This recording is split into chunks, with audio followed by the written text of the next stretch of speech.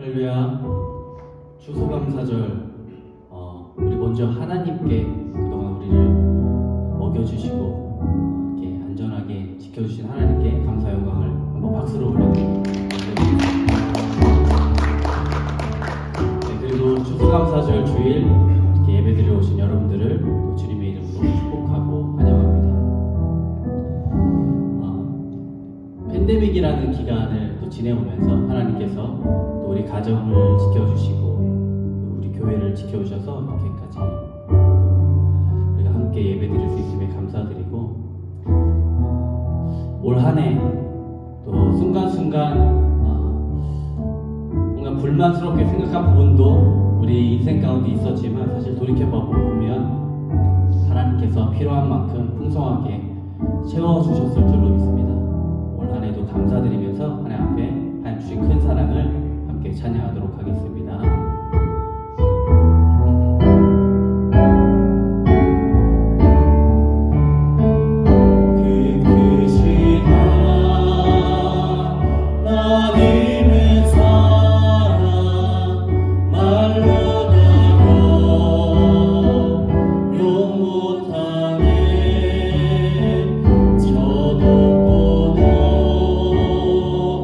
별을 넘어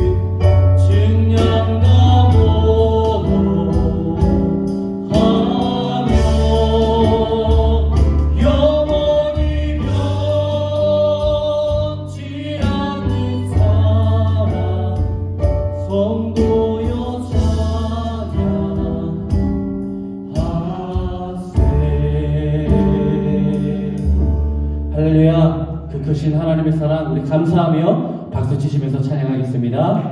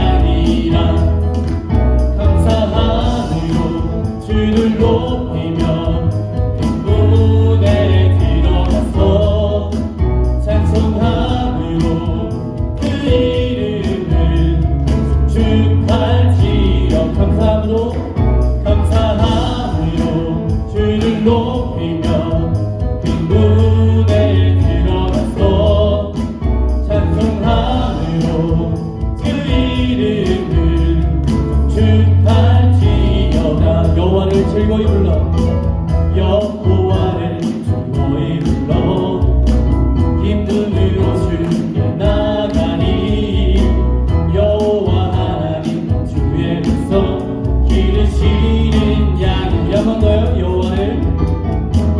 여호와를 즐거이 불러 기쁨으로 주께 나가니 여호와 하나님 주의 백성 기르시는 양이라 감사함으로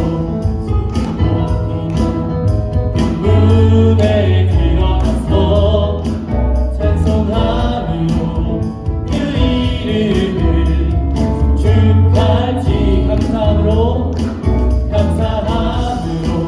주를 높이며 그 문에 들어가서 찬송함으로 그 이름을 축할지어다. 주의 소산과 인자하심이 영원하고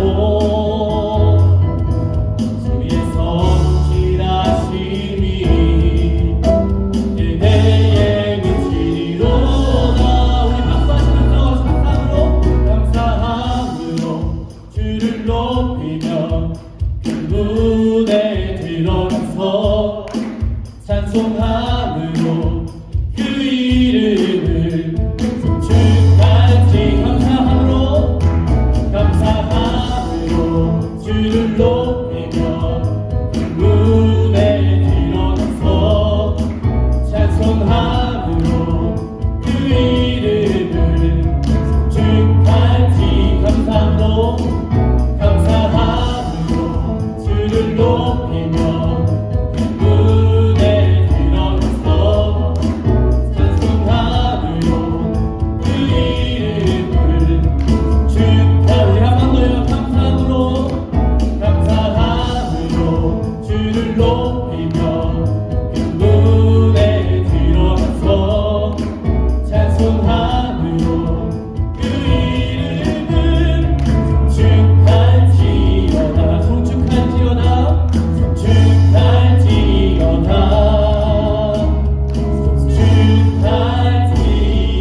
축할지어다. 할렐루야. 우리 하나님께 감사와 영광을 올려드립니다.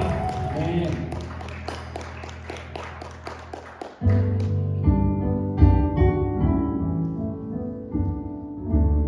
주께서 주신 동산에 주께서 주신 동산에 땀 흘리며 씨를 뿌리며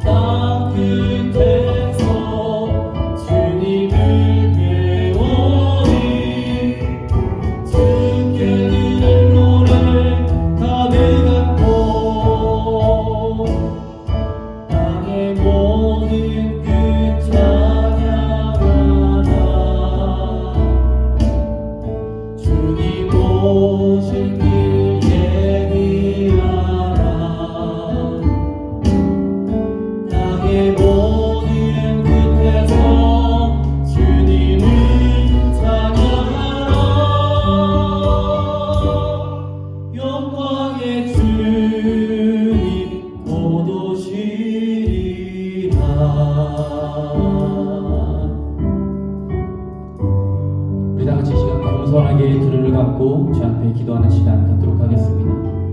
추수감사주일 올 한해 우리의 인생, 지금까지 우리의 인생 가운데 하나님께서 풍성한 열매로 우리 삶을 채워주셔서 우리가 지금 이 자리에 있고 또 주님 앞에 예배드릴 수 있음을 시간 감사하는 시간이 되었으면 좋겠습니다.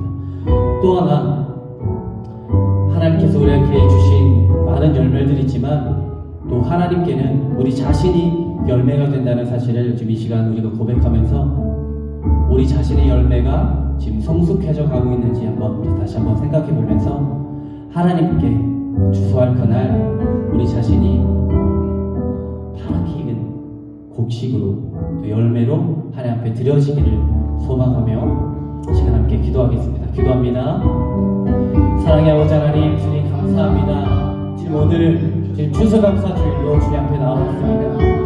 우리의 지금까지의 삶 가운데 주님께서 넉넉히 정말 풍성한 열매로 가득 채워주셔서 아버지 우리의 삶을, 우리의 가정을, 또 우리 교회를, 또 이 나라를, 우리 모국을 하나님 풍성하게 채워주심을 하나님 감사합니다. 어려운 팬데믹의 시간을 아버지 지나면서도 주님 우리가 쓰러지지 않고 지금 주님 앞에 서 있고 예배드릴 수 있는 것은 주님께서 우리의 삶을 이렇게 풍성함으로 채워주셨음을 우리가 믿고 고백합니다. 오늘 주시는 하나님의 말씀은 데살로니가전서 5장 16절에서 18절의 말씀입니다. 제목은 모든 일에 감사하십시오. Give thanks in all circumstances 라고 하는 제목입니다. 16절로부터 저와 여러분이 함께 읽겠습니다. 시작. 함께 항상 기뻐하십시오. 끊임없이 기도하십시오. 모든 일에 감사하십시오. 이것이 그리스도 예수 안에서 여러분에게 바라시는 하나님의 뜻입니다. 아멘. 해마다 추수감사절이 되면 우리는 감사에 대한 설교를 듣습니다. 그리고 감사에 대한 대화를 나누지요. 오늘도 우리가 예배가 끝난 뒤에 산타페댐 레크레이션 파크로 가게 되는데요. 거기 가서 함께 맛있는 식사도 나누고 주님 주신 은혜에 감사하면서 함께 즐거운 시간을 나누게 될 것입니다. 그러면서 오고 가는 길에 우리가 감사의 제목들도 나누게 되겠죠. 우리 삶에는 참으로 감사할 제목이 너무나 많이 있습니다. 하지만 우리 마음속에는 자주 이런 의구심이 일어납니다. 우리 삶이 이렇게 힘든데 어떻게 감사를 하란 말입니까? 목사님, 감사 제목 나누라고 하시는데요. 그래도 현실이라는 게 있는데 어떻게 그걸 무시하고 무조건 감사하라고 그렇게 시킨다고 해서 감사가 나오겠습니까? 이런 생각을 가지시는 분들도 있을 것입니다. 실제로 2020년 이후의 추수감사절은 지금까지 3번에 걸쳐서 맞이하게 되는데요. 우리 삶의 그림 속에 어두운 색깔들이 많이 깃들어 있는 채 감사절을 맞이하고 있습니다. 아직도 끝나지 않고 이제는 일상이 되어버린 코비드-19 있죠. 점점 더 어려워지는 경제적 상황들이 있죠. 젊은이들의 앞날은 더 어두워지고 있습니다. 뿐만 아니라 우리가 사랑하고 존경하던 어르신들도 한 분 한 분 사라져가는 그런 상황입니다. 지금은 어찌 보면 상실과 우울과 슬픔과 고통과 고독이라는 어두운 색깔로 채색된 세상이라고 할 수가 있습니다. 그러나 우리는 이렇게 어려운 때임에도 불구하고 여전히 감사의 노래를 부를 수가 있습니다. 우리는 감사를 회복하고 신앙의 본질을 회복하는 길들을 가지고 있는 것입니다. 그렇게 감사를 회복하는 여러 길들 중에 하나가 바로 처음 감사절을 보냈을 당시에 그 상황들을 묵상해 보는 것입니다. 첫 추수감사절이 어땠을까요? 1600년대 당시에 미국 땅에서 첫 번째 추수감사절을 지킨 사람들은 영국에서 막 건너온 청교도들이었습니다. 이들은 순례자의 조상들이라고 하는 필그림 파더스라고 하는 이름으로 불리는 분들이죠. 이들이 메이플라워를 타고 청교도들 102명이 1620년 12월에 보스턴 남쪽 플리머스 항이라는 곳에 도착을 했습니다. 그런데요, 지금도 그곳이 춥습니다마는 그 당시 동부의 겨울은 너무나 추웠습니다. 얼마나 추운지 배에서 내리지를 못하고 도착한 그들은 3개월 동안을 배 안에 머물러 있어야 했던 것입니다. 그분들이 가지고 있는 식량을 한번 생각해 보십시오. 영국에서 출발할 때 아무리 여유 있게 식량을 가지고 왔다고 해도 다 먹고 남은 음식 3개월 동안 또 먹고, 그러니 음식이 모자라겠죠. 그러니까 음식을 절제합니다. 금식도 하고 절식도 하면서 보냈던 것입니다. 그리고 가까스로 그 땅에 도착을 했는데 신대륙이라고 하는 땅에 탁 내리고 보니까 이 땅이 어떤 곳입니까? 신대륙은 처음 온 순례자들에게는 죽음의 땅이라고 할 수 있습니다. 이전에 그들이 살고 있었던 땅과 완전히 다르죠. 그래서 물도 다르고, 그리고 곳곳에 풍토병이 숨겨져 있습니다. 이들은 미국 땅에 대한 지도는 가지고 있지 못할 뿐만 아니라 자기가 지금 어느 곳에 도착했는지조차 알지 못하는 상태입니다. 그런데 여기 가서 이제 음식을 먹어야 되는데 농사를 지어야 되잖아요. 근데 농사를 어떻게 짓습니까? 땅을 개간하는 것부터 시작해야 되죠. 그러면 그때부터 추수를 할 때까지 음식이 있습니까? 그러니 어떻게 먹고 살지 알 수가 없는 거예요. 그래서 아마 뭐 들짐승도 잡고 하면서 어떻게 근근히 식물도 채집을 하고 해서 먹고 살았을 것입니다. 농사는 또 어떻게 짓습니까? 여기에서 잘 자라는 그런 농작물이 뭔지 알아요? 모르지요. 그런데 어떻게 힘든 가운데에 그냥 이웃에 있는 착한 인디언들이 찾아와서, 야, 너희들 그렇게 해가지고는 농사가 되지가 않아, 이거를 해봐 해서 옥수수를 소개해줘가지고 겨우 그거를 거기다가 심는 겁니다. 그런데 이게 어떻게 해야지 잘 자라는지, 날씨는 어떤지, 온도는 어떤지 아무것도 모르죠. 완전 맨 땅의 헤딩하기입니다. 그렇게 하면서 어렵사리, 그로부터 8개월이 지나서 어렵사리 얻은 첫 수확물을 가지고 이제 추수감사절을 맞이하게 된 것입니다. 그렇게 맞이하게 된 첫 번째 추수감사절, 그 당시를 한번 여러분 상상해 보십시오. 오늘날 미국 사람들이 추수감사절을 가장 중요한 축제로 여기고 있습니다. 예.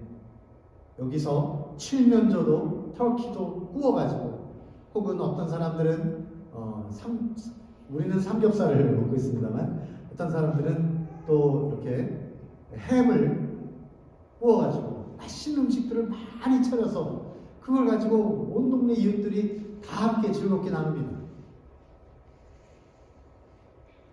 그리고 어떤 사람들은 추수감사절이 되면, 야, 블랙 프라이데이가 눈앞에 왔어, 그걸 놓쳤으면 사이버 먼데이가 앞에 있어, 그러면서 그동안에 못 샀던 물건들을 어떻게 사볼까 하면서 막 기대하고 흥분하면서 즐겁게 기다리죠.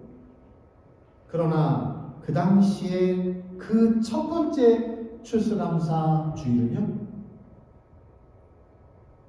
눈물과 콧물이 범벅이 되었습니다.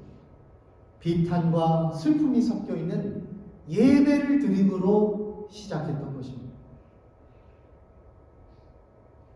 그들이 이미 도착했을 당시부터 102명 중에 반 이상을 잃었는데, 이 8개월의 시간이 또 지나면서 얼마나 많은 사람들을 또 잃었을까요?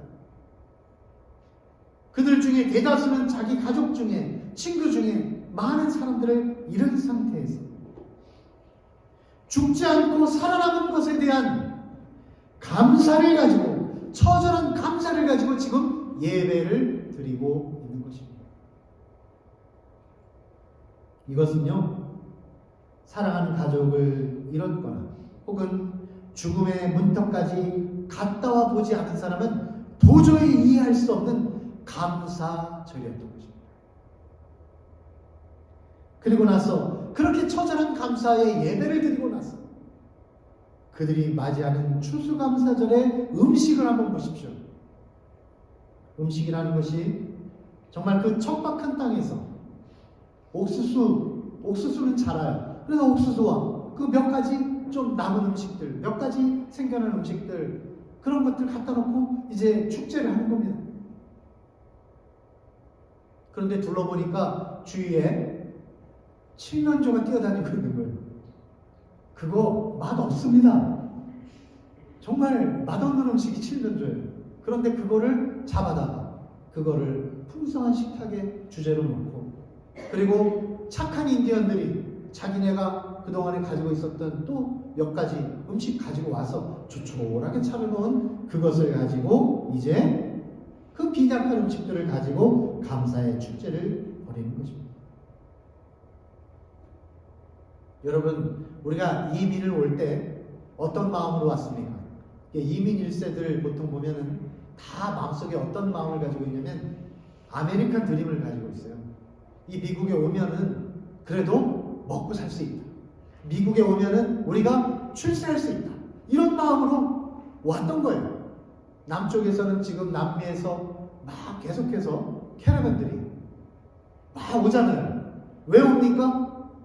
남미는 못 사니까 이 못 사는 땅에서 잘 사는 땅으로 와보자고, 어떻게든지 여기에 미국에 들어오자고 그렇게 오는 거예요. 우리는 미국에 그렇게 들어왔습니다만 이 사람들 처음 왔던 필그림 파더스들은 왜 왔을까요? 그들은 완전히 다른 이유에서 왔던 것입니다. 그들이 이곳에 왔던 이유, 그것이 바로 그들의 추수감사절의 주제요, 축제의 내용이었던 거예요. 그건 뭐냐면 영국에서 이 사람들이 살았을 때 영국의 국교라는 것이 있습니다. 영국의 국교도들은 종교적인 박해를 했어요. 우리가 믿고 있는 지금 크리스찬 신교, 이렇게 개신교라고 부르는데, 이렇게 자유롭게 믿는 신앙의 삶을 싫어했어요. 그래서 개신교를 믿는 사람들을 핍박하고 죽였습니다. 왜 우리가 자유롭게 믿게 하지 못하느냐? 그래서 그 신앙의 자유를 얻기 위해서 이 사람들이 영국을 탈출해서 새로운 땅으로 왔던 것입니다. 그러다 보니까 아무 그런 힘도 권력도 없는 사람들이 그냥 신앙의 자유를 찾아서 이 땅에 오다 보니까 이 사람들의 처음 시작부터 이미 목숨을 하나님께 드리고 시작을 했어요. 이 사람들은. 그래서 하나님 앞에 신앙을 지키기 위해서 목숨 걸고 왔기 때문에 그들의 가족들을 잃고 친구를 잃고 이렇게 척박한 땅에서 힘들게 살았어도 그들의 마음속에 무엇이 있었느냐? 하나님께 감사의 마음을 가지고 시작했던 것입니다. 하나님께서 우리들을 인도해 주셔서 이렇게 자유의 신앙을 가질 수 있는 아름다운 공동체를 만들 수 있는 이 땅을 허락하여 주시니 감사합니다. 그래서 그들은 감사 예배를 올려드릴 때 어떻게 감사를 했느냐? 아마도 이렇게 기도했을 것입니다. 우리가 대서양을 건너와서 여러 친구들을 잃었습니다. 하지만 하나님께서는 우리들이 기대했던 것보다 더 많은 것을 주셨습니다. 하나님 은혜에 감사드리며 이러한 첫 열매를 하나님 앞에 올려드립니다.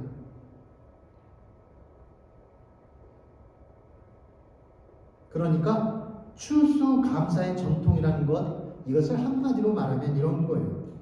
우리가 어려움과 고난의 시간을 지나가고는 있지만 그런 가운데에서도 우리를 지켜주시고 보호해 주시고 열매 맺게 해주시는 하나님께 감사 예배를 올립니다. 이게 바로 추수감사 예배인 것이죠. 이러한 추수감사의 전통에 비교하여서 우리의 삶을 돌아보면 우리가 얼마나 어리석은지, 우리가 얼마나 어린아이 같은지 모릅니다. 우리가 우리의 삶을 돌아보면 하나님이 주신 것이 너무나 많은데도 불구하고 우리 마음속에는 불평이나 원망이나 이런 게 얼마나 많습니까? 우리의 현실이 지금 어떻습니까? 좀 잘된 일이 있으면 이걸 가지고 하나님께 감사를 드리나요? 보통은 이런 거 아닙니까? 이거 내가 열심히 일해서 얻은 거지. 내가 잘해서 잘된 거지.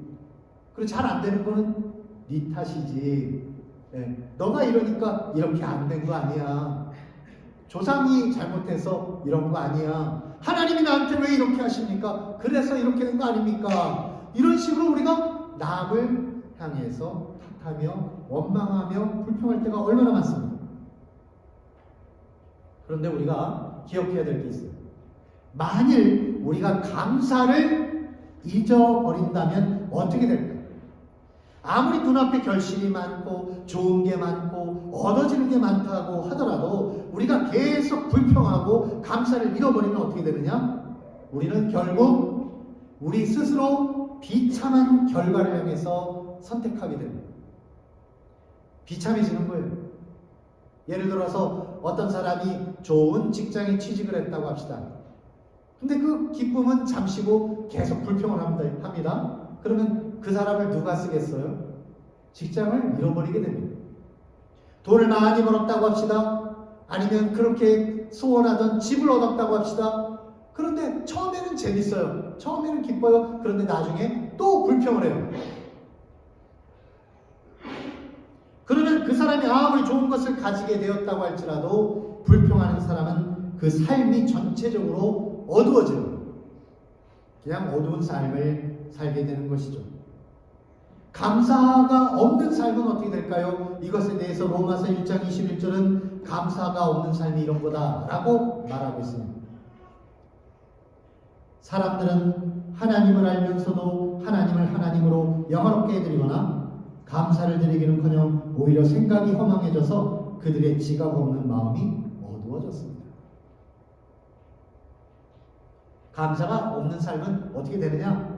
계속해서 더 생각이 허망해지는 겁니다. 생각이 계속해서 futile 되는 거예요. 그러다가 나중에 뭐가 되냐? 그냥 생각 자체가 foolish해지는 것입니다. 그러면 나중에는 부정적이고 비참한 인생이 되는 것이죠.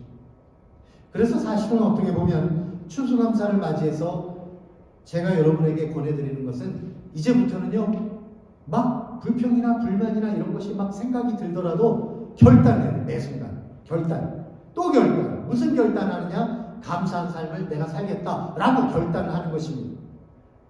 감사의 삶을 결단할 때 그 내용이 바로 뭐냐? 바로 오늘의 본문 데살로니가전서 5장 16절에서 18절입니다. 이걸 저와 여러분이 함께 읽겠는데 어떻게 읽느냐? 마음에 결단하면서 이게 내 삶이야. 이렇게 살 거야 나는. 이게 내 진짜 삶이고 다른 생각이 들어오면 그건 내 거 아닙니다. 자, 함께 소리내서 읽겠습니다. 시작. 항상 기뻐하십시오. 끊임없이 기도하십시오. 모든 일에 감사하십시오. 이것이 그리스도 예수 안에서 여러분에게 바라시는 하나님의 뜻입니다. 아멘. 여기 나오는 항상 기뻐하십시오. 끊임없이 기도하십시오. 모든 일에 감사하십시오. 이게요, 다 같은 뜻이에요. 다 같은 내용인데 그 같은 내용을 가지고 다른 퍼스펙티브에서 이렇게 보는 겁니다. 왜 그러냐? 항상 기뻐한다는 게 뭡니까? 우리가 어떻게 항상 기뻐해요? 어렵죠? 그런데 우리가 원래는 죄인이었지만 예수 그리스도를 믿음으로 영원한 생명, 구원을 얻었다. 이 사실을 안다고 합시다. 그럼 우리 마음속에서 뭐가 흘러나와요?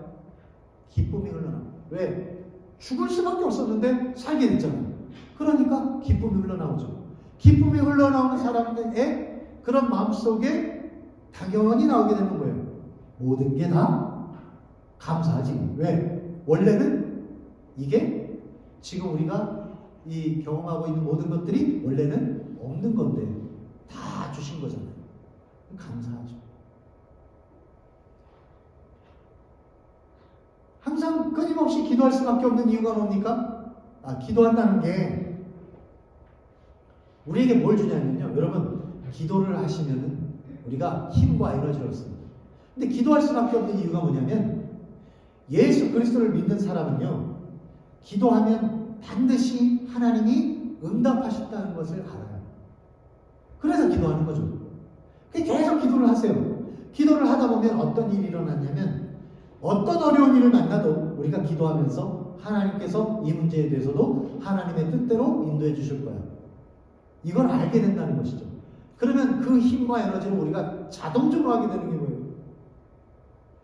무슨 일을 만나도 감사할 수밖에 없어요. 왜?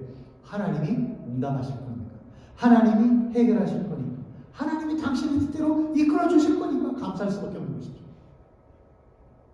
그리하여 모든 일에 감사하는 게 그게 바로 그리스도 예수 안에서 우리들이 살아가는 삶의 방식이 되는 것입니다. 이렇게 우리가 하나님의 뜻 안에서 아름답게 살아가기를 주님께서는 또 너무나 원하고 계시는 것이죠. 그런데 오늘 이 시간 제가 여러분에게 그러니까 이거 결단하십시오 하는데 또 어떻게 생각하면 항상 기뻐하고 끊임없이 기도하고 모든 일에 감사하는 삶, 이게 그냥 결단하라고 그냥 자동으로 되는 건 아니잖아요. 무엇이 필요하냐면 지식이 필요합니다. 이렇게 살면 어떻게 되는지 진짜 지식, 이걸 제가 여러분에게 가르쳐 드립니다.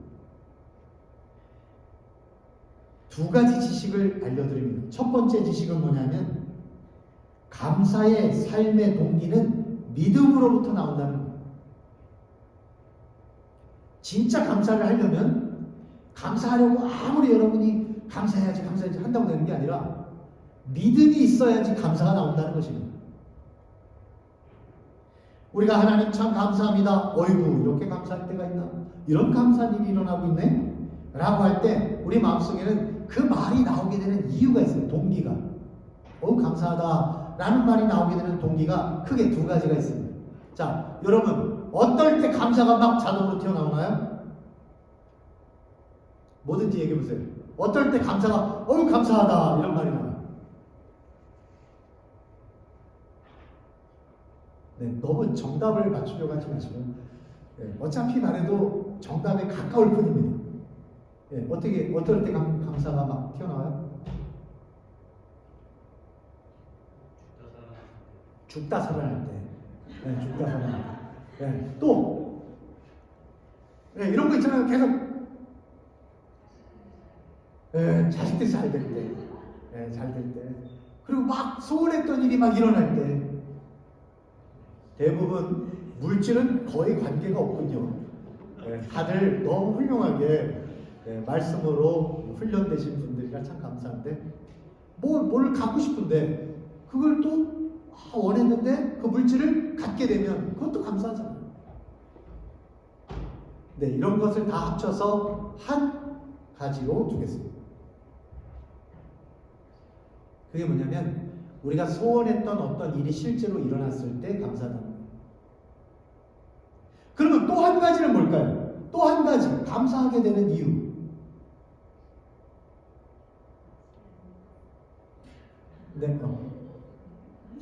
네, 뭔가 정답에 가까운 거예요. 네, 잘 못 들었습니다만, 아침에 눈 떴을 때, 이것이 이쪽 편에 있는 감사는 가깝습니다. 바로 뭐냐면 하나님께서 나와 함께 하신다는 사실, 그것만으로도 감사한 거예요. 두 가지 감사가 있는데 하나는 뭔가 좋은 일이 일어난 걸 놓고 감사할 수 있고, 또 한 가지는 그냥 하나님이 계시고 하나님과 함께 한다는 그 사실만으로도 감사한 것. 이 두 가지가 있습니다. 여러분, 이 두 가지는요 같은 즐거움을 주지만, 그런데 나중에 이 둘 중에 한 가지만 가지고 있을 때는 나중에 어떤 결과로 바뀌게 되는지, 이것을 보여주는 아주 중요한 예가 있습니다. 제가 이것을 기독신보라고 하는 그래서 한 신학교 교수님이 발견한 그런 데이터를 가지고 알게 된 것인데요. 1620년에 영국의 청교도들이 메이플라워를 타고 북미, 미국으로 올 때 그 배만 메이플라워만 온 게 아니라 또 하나의 배가 그 시기에 떠났다는 거예요. 그것은 메스터라고 하는 호인데 메스터라고 하는 배가 어디로 떠났냐면 남미로 갔다는 것입니다. 이 두 대의 배가 각기 다른 방향으로 갔는데 이들은 다 청교도들이었어요. 그러니까 신앙생활을 하는 사람들이에요. 믿음을 가진 사람들이었습니다. 그런데 그곳으로 가는 북미와 남미로 가는 의도가 서로 달랐다는 거예요. 다 신앙생활을 잘하는 사람들이었지만 북미로 가는 사람들은 메이플라워를 탄 사람들은 다른 것 없이 오직 신앙의 자유 한 가지를 위해서 갔다는 것입니다. 그런데 남쪽 남미로 간 사람들은 어떤 이유로 갔냐면 그 당시 남미에서 황금이 발견됐다는 소문이 돌았습니다. 그래서 기왕이면 황금을 가지고 한번 부자가 돼보자 라는 마음으로 출발했던 거예요. 그러다 보니까 똑같이 신앙생활을 하던 두 그룹이 각기 다른 동기로 서로 다른 지역을 향해 갔을 때 결과가 어떻게 됐느냐. 북미로 간 메이플라워를 타고 간 이들은요, 비록 그들 중에 반 이상이 죽음을 맞이했지만 그들은 눈물로 씨를 뿌리고 그리고 고통 가운데서도 가장 먼저 예배당을 세우고 그리고 첫 열매를 가지고 하나님 앞에 예배를 드림으로 그들의 감사함을 표현했습니다. 그들은 훗날 신앙의 르네상스를 경험하게 되고요.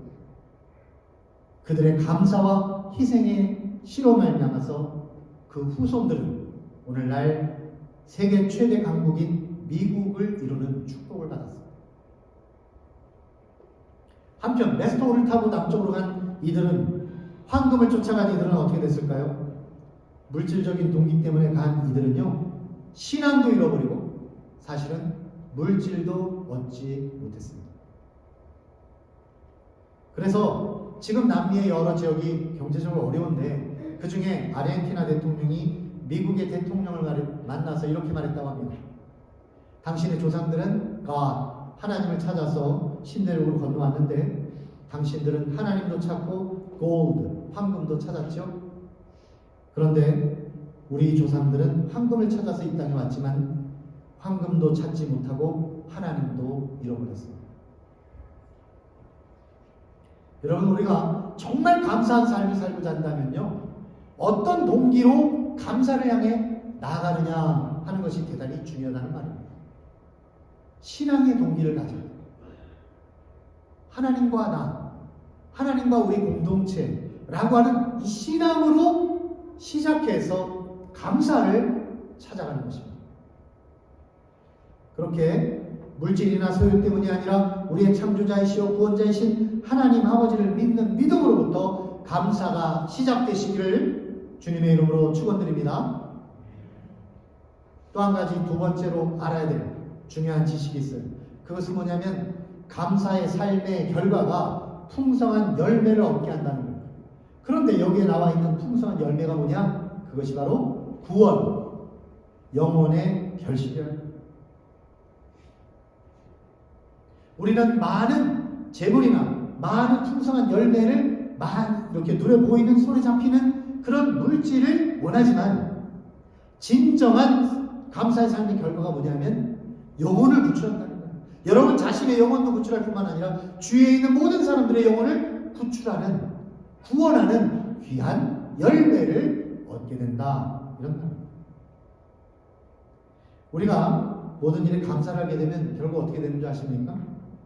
어느 신학생이 하나님의 은총에 관한 공부를 하는 그런 클래스에서 자기가 숙제를 내는데 교수님이 이런 숙제를 냈던 모양이에요. 앞으로 한 달 동안 감사일기를 쓰십시오. 그 일기에다가 하루에 3개씩 감사 제목을 적으세요. 이걸 숙제로 제출해 주세요. 그러니까 이 신학생이 어떻게 했겠어요? 학점을 얻으려면 숙제를 해야 되죠. 그래서 억지로 시작을 했습니다. 그래서 처음에는 이런 엄청난 행운을 내가 얻었다. 그래서 감사합니다. 또 어떤 사고 가운데서 내가 이렇게 잘 됐다. 건강하게 잘 나왔다. 무사하다. 이거 적었습니다. 갑자기 뜻하지 않게 누구 큰 선물을 받았다. 이렇게 썼어요. 근데 이렇게 쓰는 게 한계가 있잖아요. 그러다 보니까 어떻게 했냐? 나중에는 감사할 게 바닥이 나버린 것입니다. 그러나 특별한 감사의 제목이 없나라고 끙끙 앓다가 나중에는 깨달았어요. 사실은 감사할 게 너무나 많다. 아까도 말씀해 주신 그 너무나 놀라운 감사의 제목. 내가 오늘 아침 눈을 떴다는 게 너무 감사하다. 어젯밤에 그냥 끝났으면은 그냥 끝나는 건데, 주님이 나에게 오늘 아침에 눈을 딱 뜨게 주셨구나. 이게 감사한 거예요. 감사 제목을 쓰려니까 너무너무 많은 거예요. 그러니까 그의 삶이 어떻게 되냐면 감사로 가게 된 것입니다. 그러니까 여러분 항상 감사한 말을 하고 감사할 거리를 찾고 감사함으로 나가는 거예요. 그러다 보면 어떻게 되느냐? 여러분이 감사의 사람이 되는 것이고 뒤에 있는 사람들도 감사에 대해서 너무너무 궁금해지는 겁니다. 그러면 찾아가서 계속해서 당신은 왜 이렇습니까? 당신은 어떻게 이렇게 감사합니까? 이렇게 묻게 되고 그러면 그 영혼을 얻게 되는 것입니다. 예수를 믿으세요. 오늘도 우리가 함께 밖에 나가서 정말 축제 시간을 갖게 될 때 그때 너무 감사하고 밝고 기쁘고 이 얼굴을 보면서 우리 축구팀 멤버 중에서 이 칼텍에서도 여러 형제들이 오시거든요. 근데 그분들이 신앙이 없어요. 근데 그분들에게 뭘 가르쳐 줄 수 있어요? 감사와 기쁨으로 빛나는 여러분의 얼굴을 비춰줄 수 있어요. 그들이 궁금해서 물을 거 아닙니까? 왜 그래? 너무 감사해서 그렇다. 이렇게 전도가 시작되는 것입니다. 누가복음 17장에 보면 거기에 문둥병자 환자 10명이 있었는데 그 10명이 예수님을 찾아가고 고쳐달라고 그랬죠. 그랬더니 예수님이 그러면 제사장에 가서 보여. 그럼 낫게 될 거야. 그랬더니 가다가 보니까 다 나았어 이미. 그런데 10명 중에 9명은 다 그냥 갔고요. 한 명만 예수님한테 돌아와서 감사합니다. 이렇게 감사의 말을 했어요. 그랬더니 예수님이 뭐라고 그랬습니까? 누가복음 17장 17절 19절에 보면 예수님께서 아주 중요한 말씀을 하셨습니다. 그래서 예수께서 말씀하셨다. 10사람이 깨끗해지지 않았느냐? 그런데 9사람은 어디에 있느냐? 하나님께 영광을 돌리러 되돌아온 사람은 이 이방 사람 한 명밖에 없느냐? 그런 다음에 그에게 말씀하셨다. 아주 중요한 말씀하셨어요. 일어나서 가보라. 네 믿음이 너를 구원하였다. 예수님이 하신 말씀 뭐예요? 그의 감사의 말, 하나님 앞에 영광을 올리는 그 말, 그게 바로 너의 몸만 낫게 한 게 아니라 너의 영혼도 구원하였다는 거예요. 그러니까 믿음을 가진 자는 구원을 얻는 것이요, 구원을 얻은 자는 감사할 수밖에 없다. 그러니까 우리가 입술로 나오는 이 감사 자체가 무엇의 증거이냐면 우리가 믿음을 가진 자요 구원 얻은 자의 증거가 된다는 것입니다. 우리의 감사의 말을 생각해 보세요. 여러분, 가난한 부자라는 제목에 재미있는 글이 있어요. 제가 이것을 잘 말씀드릴 테니까 여러분이 잘 새겨 들어보십시오. 얼마나 웃기는 말인지 몰라요. 이런 얘기가 있습니다. 굉장한 부잣집 아버지가 있었는데 자식한테 저 가난한 사람들 구경을 좀 시켜주려고 아들을 데리고 가난한 농장에 가서 그 사람들이 가난하게 사는 거 보여주려고 2, 3일 동안 거기에 머물렀습니다. 그러면서 집에 돌아오는 길에 아들한테 물었어요. 재밌었니? 네, 재밌었어요. 그래, 가난한 사람이 어떻게 사는지 알았어? 네, 아빠. 그러는 거예요. 자, 뭘 깨달았니? 그랬더니 이 아들이 하는 말이 걸작입니다. 네, 아버지, 우리 집에는 개가 한 마리밖에 없는데 저 농장에서는 개가 4마리나 있었습니다. 분위기를 느끼시겠습니까? 우리 집에는 수영장이 앞바닥에 있었는데 저 집은 그냥 개울이 여기서부터 저기까지 쫙 수영장이 펼쳐져 있어요. 우리 집에는 밤에 수입산 전등으로 몇 개 이렇게 앞에 있는 페리오에다가 이렇게 붙여놨는데 저 집은 밤하늘에 별 가득 두었습니다. 우리는 작은 정원에 사는데 저들은 넓은 들을 앞에 두었고요. 그리고 우리는 하인이 도와주고 있는 우리를, 저들은 이웃을 도와주고 있었습니다. 우리는 음식을 사서 먹는데 저들은 음식을 길러서 먹고 있고요.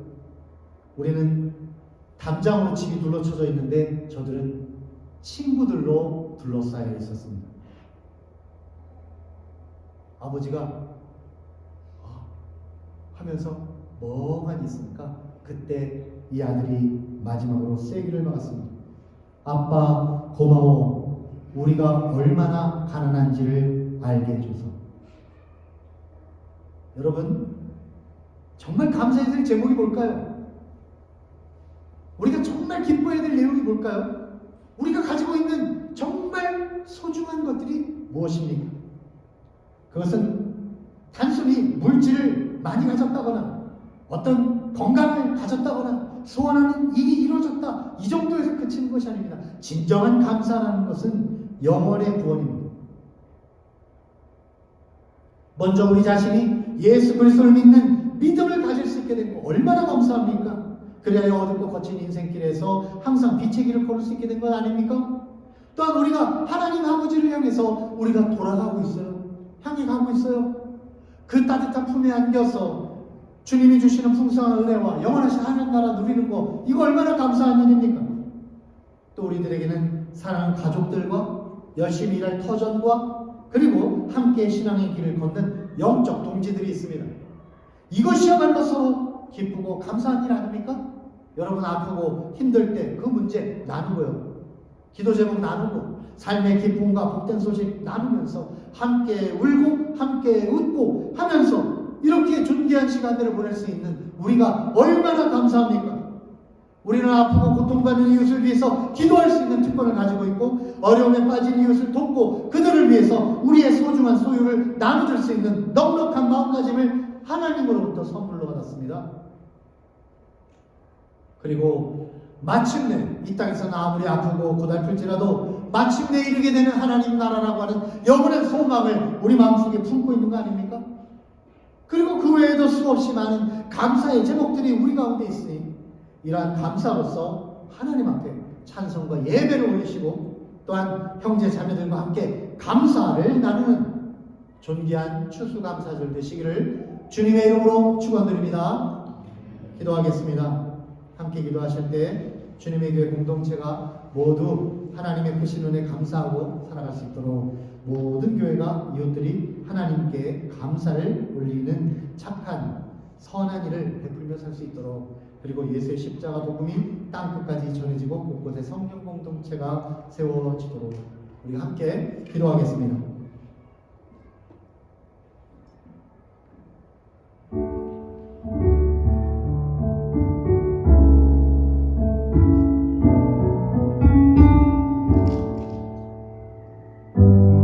살아계신 주 하나님 감사합니다.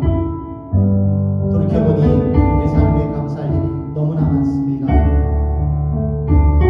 우리는 어리석은 아이처럼 그렇게 세상에 작고 누추하고 부족한 것들을 쫓으며 살아왔지만, 그러나 주님께서는 우리들을 존귀하게 여겨주시고 우리를 장성한 자의 분량으로 모아주시고 하나님의 귀하신 사랑받는 아들 딸로 삼으셨습니다. 주님의 놀라운 은혜를 비춰주시고 은혜와 구원의 역사를 보여주시니 감사합니다. 우리 영 사랑하셔서 끌어안아 주시고 영원하신 하늘 나라를 소유하게 하시고 이 생명을 영원히 이어갈 수 있도록 돌보아 주시고 하나님과 기쁨과 감사의 축제를 버릴 수 있도록 인도하여 주셨습니다. 주님, 우리 주님의 교회 공동체가 모두 하나님의 크신 은혜에 늘 감사하며 살 수 있도록 인도하여 주시옵소서. 모든 교회들이 이웃들이 하나님께 감사를 드리고 서로서로 베풀며 서로서로 나누며 아픔과 고통을 나누어서 그 슬픔을 잊게 하시고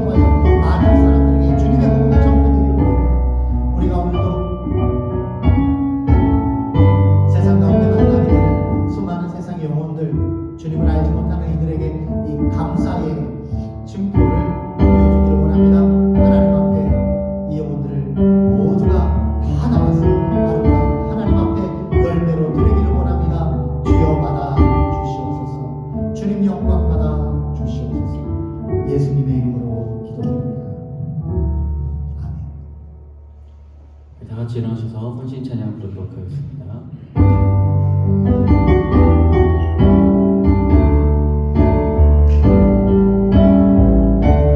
당신은 하나님의 언약 안에 있는 축복의 통로,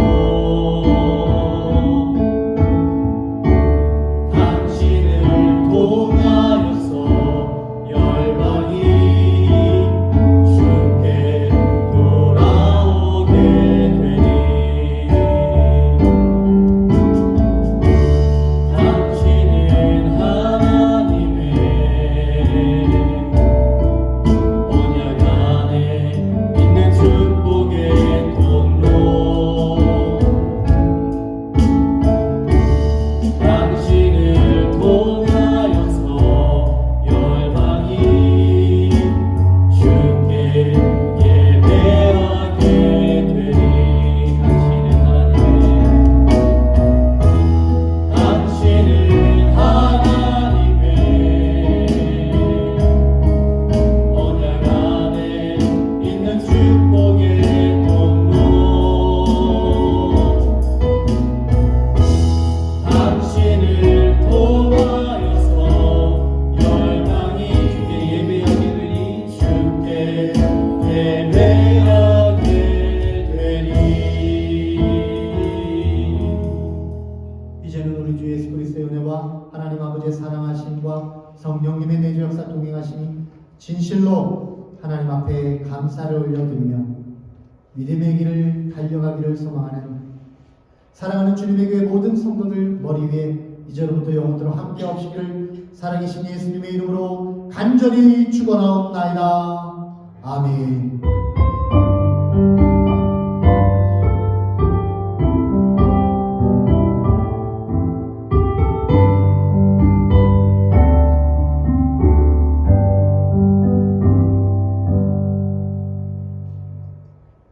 예배를 마쳤습니다. 하나님께 영광 박수 올려드립니다. 할렐루야, 감사합니다.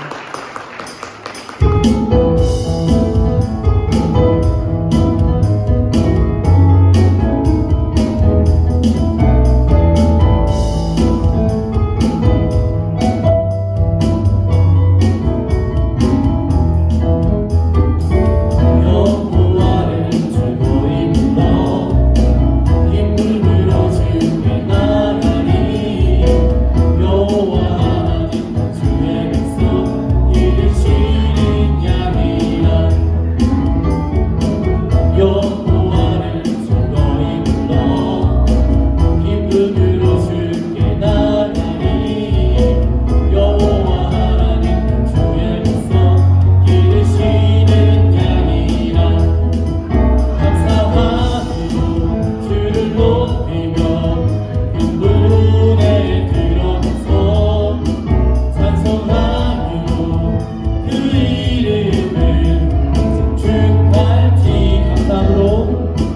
감사함으로 주를 높이며 근분에 들어가서 찬송함으로 그 이름을 축할. 감사함으로 주를 높이며 근분에 들어가서 찬송함으로 그 이름. 한 번 더 할게요.